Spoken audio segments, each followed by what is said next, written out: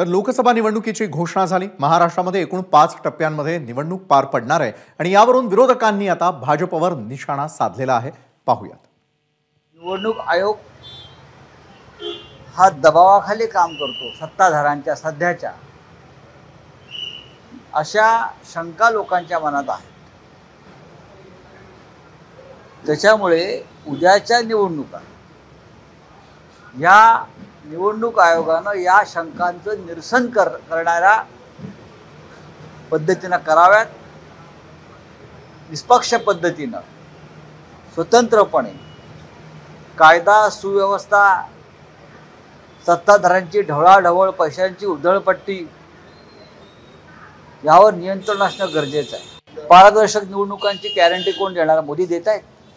मोदी अनेक गॅरंटी देशाला देत आहेत, पण या देशात निवडणुका पारदर्शक पद्धतीनं होतील याची गॅरंटी मोदी देऊ शकतात का?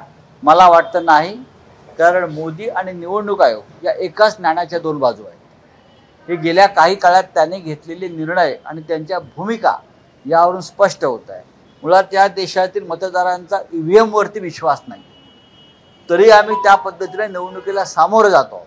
आता पोटनिवडणूक लावणे हे 6 महिन्यासाठी थोडंसं इम्प्रॅक्टिकल डिसिजन आहे। आता विधानसभेच्या पोटनिवडणुका लावणं, विधानसभेच्या निवडणुका येतील त्याबरोबर आता त्या घेणं आवश्यक होतं।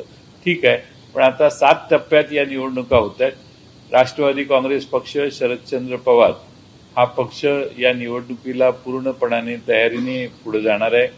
आमच्या मित्र पक्षांची चर्चा जवळपास पूर्ण होत आलेली आहे आणि मला खात्री आहे की पुढच्या काही दिवसात आमचे इतर मित्र पक्ष जे आहेत त्यांना बरोबर घेऊन अंतिम निर्णय जाहीर होतील। मला वाटतं कालचा इलेक्ट्रल बॉन्डचा विषय, आजची निवडणूक जाहीर करण्याच्या अधिसूचना, या सगळ्या गोष्टी ठीक आहे, टाइमलाईन ते साधण्याचा प्रयत्न करतायत, दुसरं कुणाला स्पेस मिळू नये हा याच्या मागचा प्रयत्न निश्चितपणे आहे। परंतु एका बाजूला वन नेशन वन इलेक्शनची संकल्पना मांडली जाते आणि दुसऱ्या बाजूला मात्र एवढे टप्पे, महाराष्ट्राचे सुद्धा 5 टप्पे या सगळ्या निवडणुकीत बघतोय आणि मला वाटतं थोडं हे संयुक्तिक एकूणच सगळे टप्पे बघितल्यानंतर हे कितपत संयुक्तिक अशी शंका मनामध्ये निश्चितपणे येते। ABP माझा, उघडा डोळे बघा नीट।